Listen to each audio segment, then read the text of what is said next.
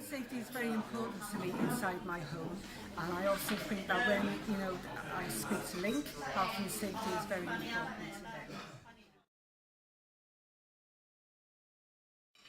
Keeping the areas clean, tidy, rubbish free, which at the moment it's not necessarily free from rubbish, so look into that a bit more.